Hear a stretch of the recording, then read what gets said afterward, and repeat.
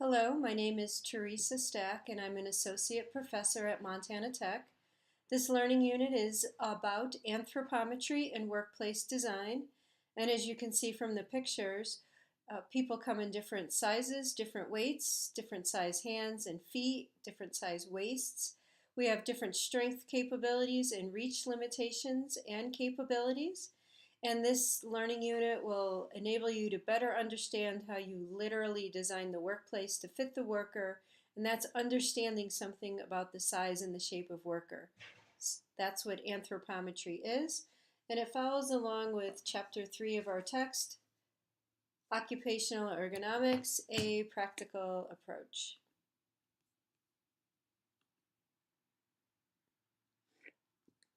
So before we begin talking about anthropometry, let's have a review from our first section, the basics of ergonomics or ergonomics awareness. Can you define the term ergonomics? Can you list the 6 physical workplace risk factors that may lead to the development of a work-related musculoskeletal disorder? Can you also list 3 contributing factors that contribute to but do not cause the development of work-related musculoskeletal disorders? So which physical workplace risk factors do you see here? Postures, static or awkward, repetition, force, compression, vibration or duration. Is the workstation here fit to the worker?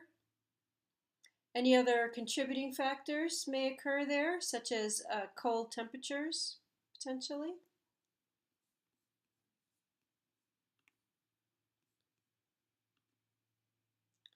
So what's the difference between a physical workplace risk factor and a contributing risk factor?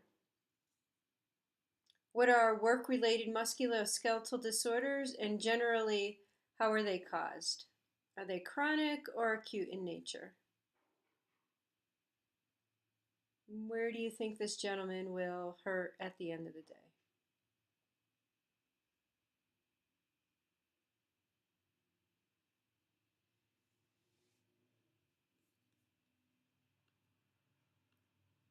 So our objectives for this learning unit is for you to be able to demonstrate the basic knowledge of anthropometry theory as it applies to the usability of workstations, tools, personal protective equipment, just generally anything that the worker may come in contact with.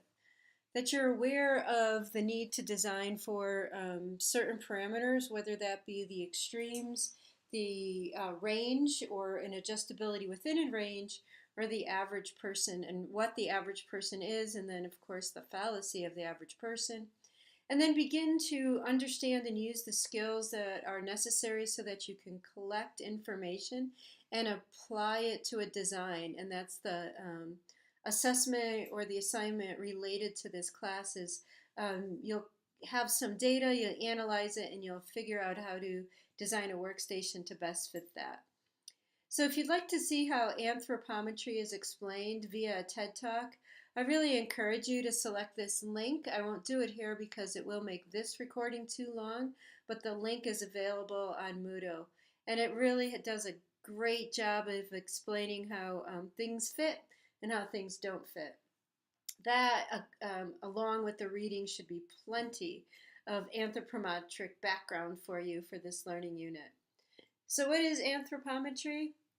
Anthropometry is derived from 2 words, anthropos meaning human and metra meaning the measurement of. So anthropometry establishes the physical, geometric, mass properties, and strength capabilities and limitations of the human body. It's a discipline that deals with the measurement of humans. And as you can see from my wedding picture in 1990, all the people standing next to me are the gentle giants. The Langos and Lapios were pretty short Europeans. And I married into a Irish family, and the smallest of them was my husband at 6'1". And so this is an example of how as generations come together or nationalities come together, we become a bigger melting pot, and we're getting taller and actually more girthy as a population if you compared us to, say, the 1940s or even the 1960s. So, is anthropometry always considered in design? Let's take a look at aircraft seating. If you've ever flown on a small aircraft, such as a Cessna or some of those CRJs for those hopper flights that go from Salt Lake City to Butte, Montana. If you haven't done that flight yet, you will as part of the sampling class when you come on board for our residency here. And anybody who's over about 5'7" will have these types of problems. So, although we think that things that are used by many people should be designed for the use by many people, a lot of times they're not. And they're designed because of economics, trying to get the most people to fit inside of an airplane. Or they're designed based on old data that was collected from a long time ago, and data that isn't necessarily used today.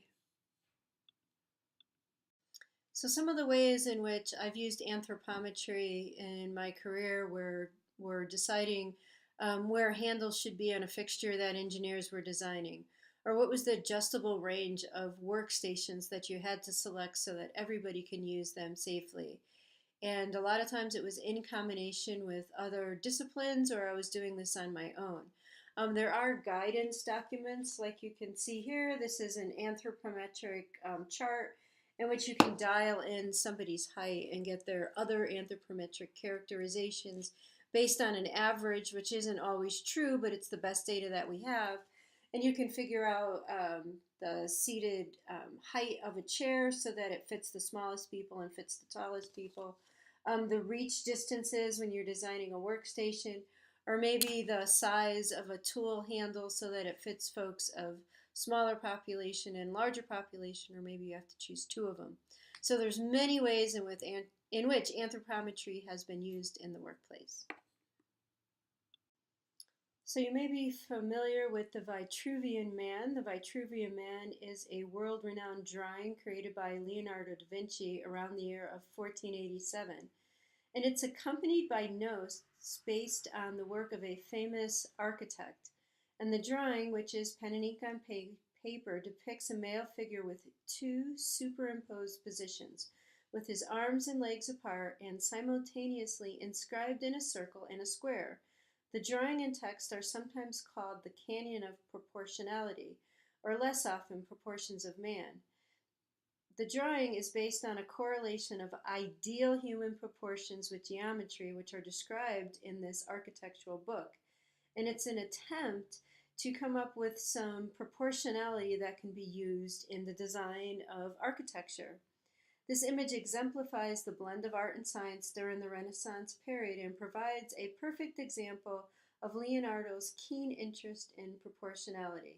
In addition to the picture, it represents the cornerstone of Leonardo's attempt to relate man to nature, which is a little bit misleading about this figure, although it's been used many times to depict ergonomics, is that there really is no universally accepted proportionality. So one of the examples of this is that, as you can see, a person's height, so that is the distance from the floor to the top of your head if you're standing with your heels together and your back up against the wall, is the same distance, so it's a 1-to-1 ratio, as your outstretched arms. And so that's an example of proportionality. And Leonardo da Vinci wasn't exactly true because people do differ in their proportionality. Sometimes somebody who's 5'2" will have a 5'5" wingspan, a longer wingspan, and we'll see this later. But because we can't measure everybody, we use this law of averages to take the average height and the average wingspan and use it for when we're going to design. So we don't only take the average, we take the average inside of each percentile. And we'll talk a little bit more about that later. On Moodle, there's some more explanation about Leonardo's da Vinci Vitruvian Man.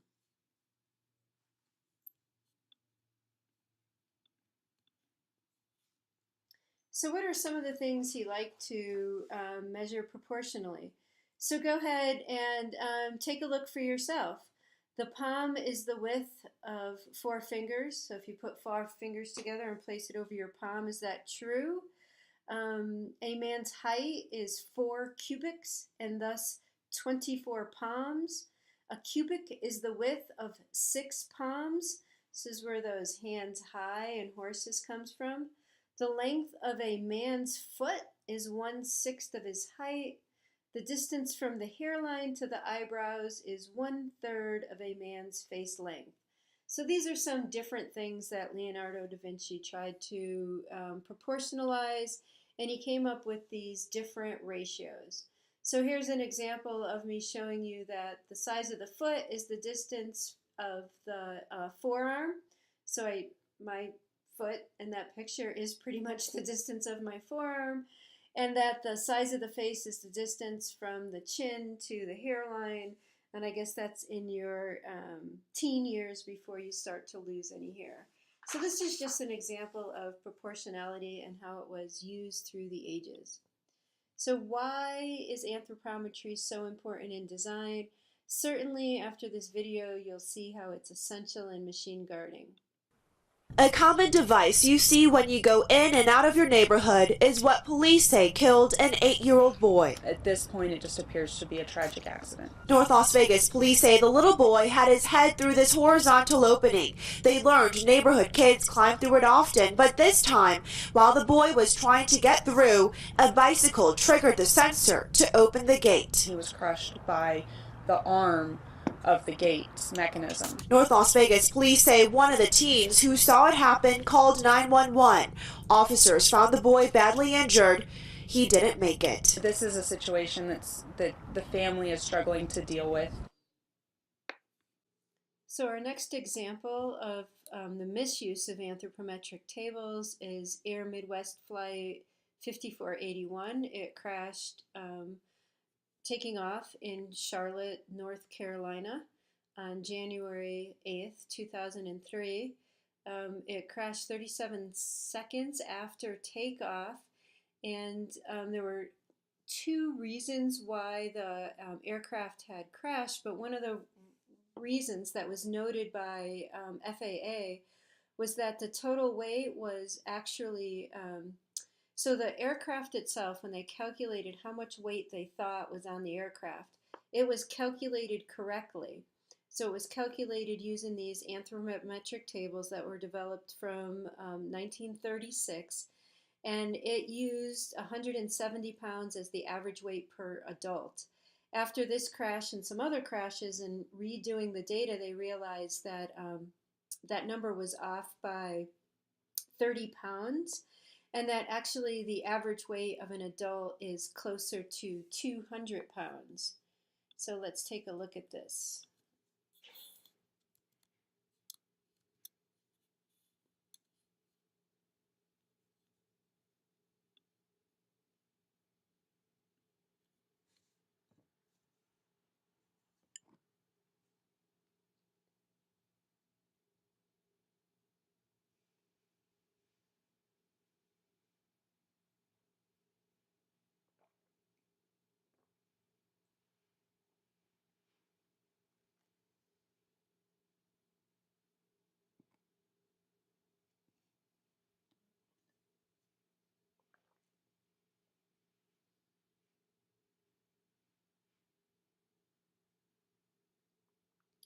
Air Midwest Flight 48, 230 cleared for takeoff. Air Midwest Flight 32 cleared to go.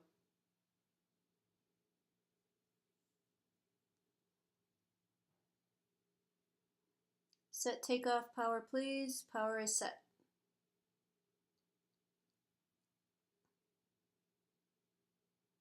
$80 knots, cross-checked. V1, VR. V2, positive rate, gear up. Ooh, help me. You got it? Oh no, push down. Oh no, couldn't control the aircraft. Push the nose down. Oh my God.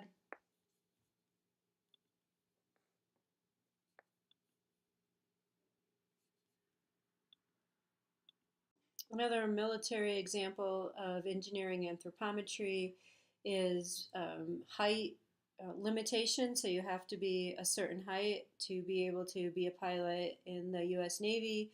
And also you can't be too tall or you can't be a pilot in the U.S. Navy. And that's so you can comfortably fit inside the cockpit, reach all the controls and displays, and then exit and use your life-saving equipment appropriately. And if you're too big inside of the aircraft, you wouldn't be able to do that and maneuver around. So there are different ways in which we use anthropometric requirements. Anybody who, of course, has been to Disney World has seen the sign, you have to be so high to be able to go on this ride. So we've been talking about anthropometry and how it's used to design things that are safe, efficient, easy to use so people don't get hurt or killed. And I'm going to now talk about how to use these anthropometric tables, where the data comes from, and hopefully explain how you can use them in your workplace. So this would probably be a good time to get your text so you could follow along with me. So here is table 3.1 from the text, and this is an anthropometric table. So our anthropometric table here is broken down by age. You can see the age of the individual. It's also broken down into percentile. So what percentiles mean is a male who is 40 to 49 years old and is 65 inches tall. They are the 5th percentile for height. That means that 5% of the population is the same height or shorter than this individual, and 95% of the population is taller than that individual. If we came across our row, an individual, a male of the same age, 40 to 49, who is 6 feet tall, is the 75th percentile for height. So 25% of the population is taller than 6 feet, and 75% of the population is shorter than 6 feet. And if we come up to the 95th percentile, which means we're almost encompassing the entire male population, that's 74.4 inches. So basically, so the 95th percentile for height is 6'2". It means that 5% of the population is taller than this individual, and 95% of the population is shorter than this individual. So we need these percentiles if we're going to determine who we're going to design for. Are we going to design for the extremes, the 5th percentile and the 95th percentile? Are we going to design for some range of individuals, say the 25th through the 75th percentile, which is usually what we do in ergonomics, or are we going to just design for the average? And so the average is the 50th percentile. So if you start to take a look at these tables, I think you can see the fallacy of the average person. So now we're looking at body mass index, again for males over 20. That 40 to 49-year-old individual has a BMI of 21. They are the 5th percentile. It means that 95% of the population has a BMI greater than 21. And if we go over to the other end, 39, that's the 95th percentile. It means that only 5% of the population has a BMI greater than 39. And 95% of the population has a BMI equal to or less than 39. And there's again where that average comes from. And finally, the last one we'll look at when we're trying to use or figure out how to evaluate our anthropometric tables is weight. So here again we have our 40 to 49-year-old male. Remember that if that person was the 75th percentile for height, they would be 222 pounds. But if they're 240 pounds, they're the 85th percentile for weight. So 85th percentile for weight means that 15% of the population is heavier than 240 pounds, and 85% of the population is lighter than 240 pounds. Maybe now you can see where some of these fall protection requirements come from when we're trying to protect people up to 310 pounds, which is really exceedingly difficult to do in fall protection. But we're trying to encompass as much of the population as possible. So that's 99% of the population is 310 pounds or less. And of course, that changes with time. If we were looking at data tables in the 1940s, it would be significantly different than data tables that are developed for today. The tables in the text are newer tables. So this figure depicts what we really have in our population. We have these overlapping graphs. And so we have our male population and it's overlapped by our female population or vice versa. So in a mixed population, you have a larger percentage of the population that's centered around the mean because you're pushing out the standard deviation from the mean of our double population, our male and our female. But what's important to remember is the definition of what the first percentile is. It means that only 1% of the population has a value smaller than this, whether it's height, weight, or reach. And the 50th percentile means that 50% of the population has a value either higher or lower than this. Now, it may seem like the smartest thing to do is to design for the average or the 50th percentile, but you can see when we're looking at our data tables that if we designed for the 50th percentile, we're only designing for a very narrow band, and that's only a very narrow band in that category. So somebody who's the 50th percentile for weight may not be the 50th percentile for height. And this again is the fallacy of the average person. Also, when you think about designing for the average or designing for the 50th percentile, what would happen if we designed a door for the 50th percentile, the door height? It means that 50% of the population would be able to walk through, and the other 50% would bump their head.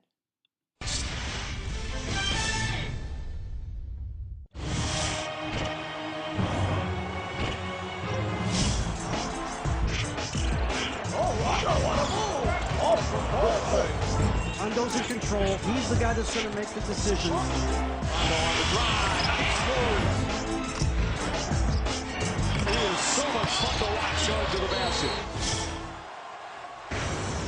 No player has used this postseason as a springboard to stardom more than Rajon Rondo. Game 3 legs. What impressed you most? Well, the ability to get to your feet this quickly and then go into a crossover and still make the shot after all that effort. Well, for me, it was the fact that he got on the floor for the loose ball. In transition, he wasn't afraid to get a couple of floor burns to get the basket. Rondo is the subject of this sports science. Here's John Brankus. Magic Johnson recently called Rajon Rondo the best point guard in the NBA. But what exactly elevates Rondo's game and sets him apart? Rondo takes it away. Rondo has the quickness and agility of a classic point guard. But he actually has the reach more like a big man. According to Da Vinci's study of human proportions, Rondo's wingspan should be the same as his height, 6 feet 1 inch. But his wingspan is a ridiculous 6 feet 9 inches. Those extra 8 inches make his wingspan 11% longer than normal. And a big reason Rondo led the NBA this season in steals. Rondo takes it away. And at the end of those long arms are giant hands, 9.5 inches long and 10 inches wide. That's more than 2 inches longer and 3 inches wider than the average male hand. In fact, Rondo's hands are actually larger than LeBron's. And amazingly, according to Da Vinci's calculations, Rondo's hands are proportionate to a man taller than Yao Ming. Those large hands help him control the ball, whether he's running the floor, grabbing rebounds, or dishing out assists. He is taking the game over. Rondo, one man to beat, swoops back to Allen, credit pass, and the finish. On this play, the extra long lever formed by his arm and shoulder, nearly 34 inches long, allows him to whip the ball 180 degrees around his back in a 5-foot arc. Compared to the distance a football travels in an elite quarterback's throwing motion, the basketball travels a longer distance than the football in a shorter amount of time, only 283 milliseconds. And defenders are left with a handful of air. Rondo. The NBA championship could come. And another example of this is Michael Phelps. He is 6'4", but he has the wingspan of a man who's 6'7", and the torso length of a man who's 6'8", which means that he has a really long torso and super long arms when you're comparing it to his head height. And then his legs are proportional to a man who's 6 foot tall. So stouter legs give him some quick kicking power, but his long arms give him the pulling power that he needs to be able to propel himself through the water. So some other really interesting characteristics of athletes or professionals. Lance Armstrong had a larger than normal heart, and he's able to push a huge amount of oxygen through his body and blood flow, which enabled him to be a superior athlete, even without the use of performance-enhancing drugs. Coal miners, such as our ore digger Charlie here, tend to be shorter in stature with shorter limbs. Rock climbers tend to be lean and muscular. Dancers are lean and tall. And so which profession has the largest percentage of left-handed people? Do you know? There's also a pretty cool video on Moodle if you want to take a look at right and left-handed people and how folks go back and forth. And so the answer there is artists. So what happens when anthropometry is not considered in design? Well, people reach up, bend over, or squeeze in. And so we adapt ourselves to our workplace, which is the opposite of ergonomics. And that's why we're likely to be injured when we're adapting ourselves to our workplace. So anthropometry, the goal is to ensure that workstations, tools, and equipment are easily and comfortable for all people to use easily with a low likelihood of being injured. And you can see the issue here. This was a small ergonomic project that we did at a public works center in San Diego. The ladder was stored up on top of the vehicle, and we got some really cool ladder loaders, and the ladder loaders enabled us to bring the ladder down to the worker's height.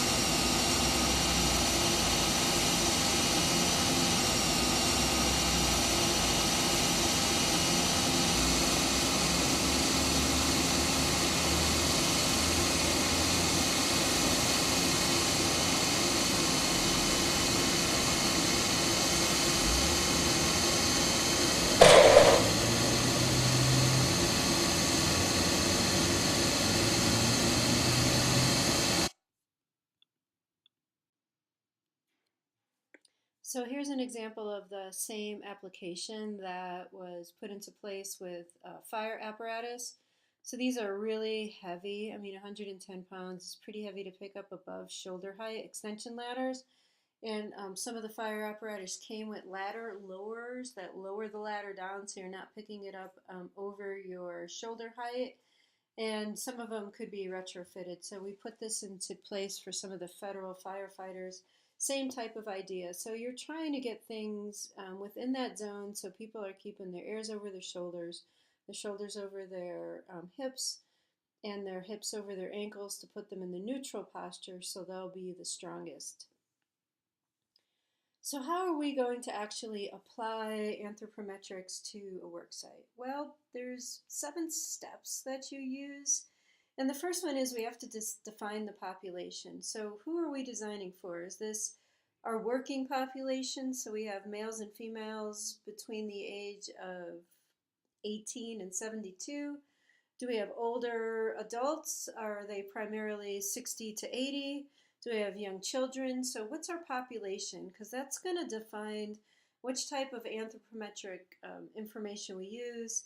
Certainly some countries, Asians tend to be shorter in stature than Americans, and other nationalities, Swedish folks tend to be taller in stature than Americans. So there are certain data tables that are based a little bit more specifically on ethnicity. Then we have to determine the critical body dimensions. So that is what allows us to use the piece of equipment. Are we sitting at a workstation and the chair has to fit the length from our buttocks to the back of our knee? Is that seat pan the right length?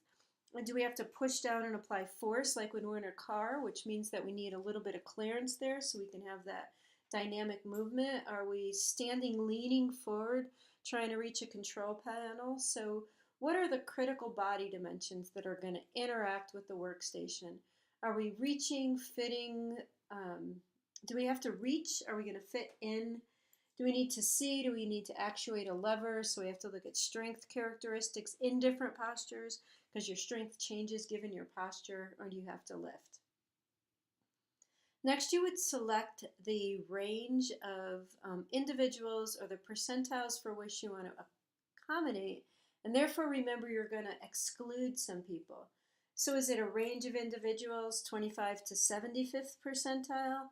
Means you're excluding people on the tails, right? Because you have a lower proportionality of people from 1 to 5 than you do from 5 to 95, right?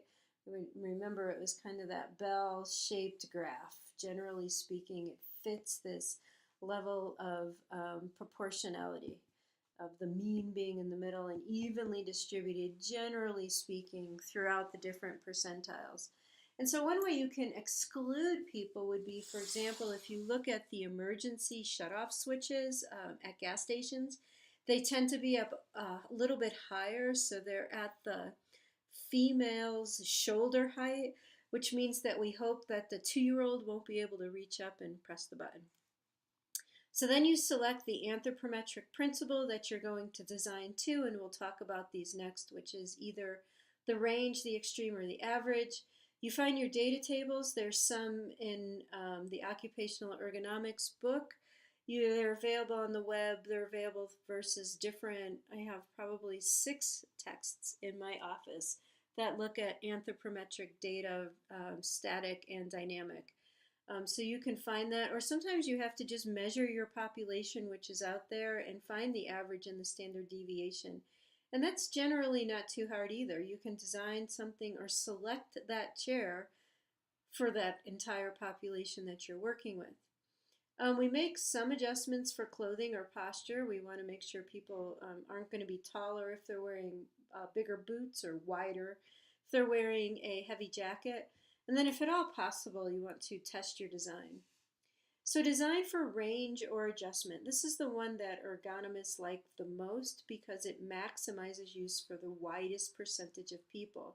So it allows for adjustment in position, size, intensity, or duration of the product system to accommodate unexpected circumstances or to maximize use. So this is where we design from the 5th percentile female. Females tend to be smaller, shorter, to the 95th percentile male. This would accommodate 95% of a mixed population. So a range is from to some range. Generally, with anthropometrics, because of things like cost, we go from the 25th percentile to the 75th percentile.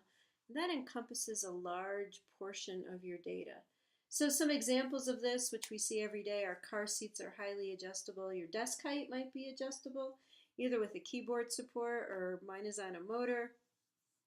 You adjust people in some ways by adjusting their chair and then giving them a footrest, or you purchase things in different sizes, small, medium, and large. That's another example of designing for a range of people. So we can adjust the worker. We can get them up on some kind of step stool or a platform. I know that there's tripping hazards that we have to think about along with that. Or sometimes we adjust the worker by getting them on a chair, bringing them down to a lower level, or on an adjustable chair. We can adjust the work piece, so that's bringing it up to the eye height or the elbow height of the individual based on what they're doing in the workstation design, orienting the work towards the worker so they're not tilting their head forward. Or you can adjust the work surface or the workstation itself. Adjust the worker, adjust the work piece, or adjust the workstation. So the next design principle is to design for the extreme. When you design for the extreme, you design for the 1st to the 5th percentile, or you design for the 95th to the 100th percentile. So usually if we're trying to design a reach, we'll design for the lower percentile. So the shorter person can reach, then the taller person can reach, right? If I'm 5'2" and I could reach, the steering wheel in my husband's truck, then him at 6'2" can reach the steering wheel in his truck. So that's, we design for the extreme, the smaller individuals. Sometimes we do this with the weaker individual. So the 95-year-old grandma who's had maybe a stroke, can she turn the doorknob? Usually it's a lever, right? Because it's easier than a doorknob. If she can do it, then the 25-year-old college student can open the door. It's another example where we're designing for the extreme, so usability for everybody. We're designing for the lower end. Or do we need to design for the upper end? So that would be something like clearances on a doorway. We want to design for the 100th percentile so that everybody can fit through. If the 100th percentile person who's 6'4" could pass through, then the 1st percentile person who's 4'5" can pass through. Or load tolerances. So think about the strength of a ladder. How much weight can a ladder hold? Well, we try to design for the 95th percentile so that people who are lighter will be able to use that ladder and not get hurt. And so some design rules: the largest can fit, the smallest can reach. And here's an example of a rather tall man in a small car, and he couldn't see through the window because even with the seat adjusted, he was looking over at the top of the windshield. I may have retired from the game, but not from being big. Good thing one car gives me full-size luxury and 36 miles per gallon, which is nice because I've got shoes that are bigger than most hybrids. And more stylish, too. Now, if you took a look at him in there, I didn't get a chance to stop it on time. You can see that he really didn't fit in that car quite so well. You can see where his knees are bumped up right up against the steering wheel. So definitely there are some cars for taller individuals.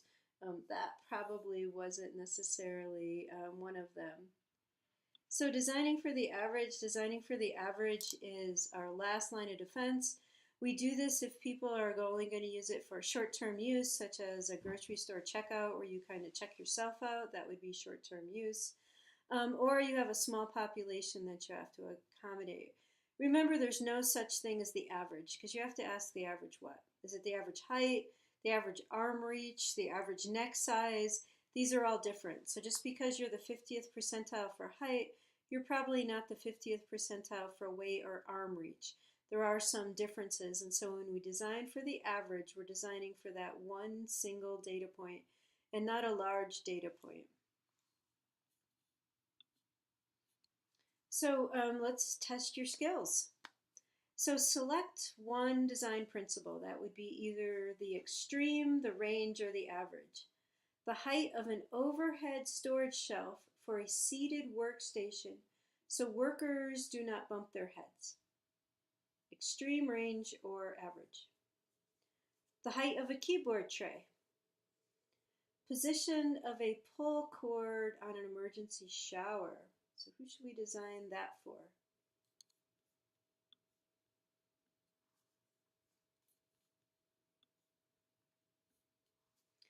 So the height of an overhead storage shelf for seated workers so they don't bump their heads. The extreme, the largest can fit. The height of a keyboard tray, because that's low cost, we could probably have that adjustable so it's a range. The position of the pull cord on an emergency shower would again be the extreme, but this would be the shortest. So where do you think the shower head should be designed for? Which design principle for the shower head so that everybody fits underneath it? So you can use some anthropometric tables to look up what these actual figures would be, and there's some more comprehensive anthropometric tables there on Moodle for you to use. So some other uses for anthropometric information, you can see your growth charts that look at height and weight and age of a person and where they should be on the growth chart. We use this to make sure people are developing appropriately. You can see here from the NIOSH website, they've done 3 large anthropometric studies in the past 10 years. One of them where they were looking at the anthropometric measurements of truck drivers, and the purpose was to establish a database for the design of the new generation of heavy-duty trucks. And there is a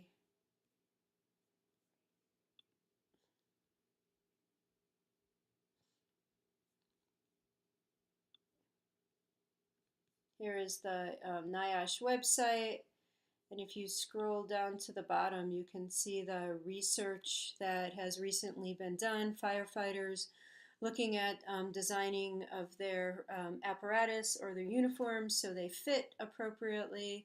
And then another one for EMTs to ensure that the inside of the ambulance allows people to be able to fit and manipulate their equipment appropriately so that everything fits and yet you have enough space to work in.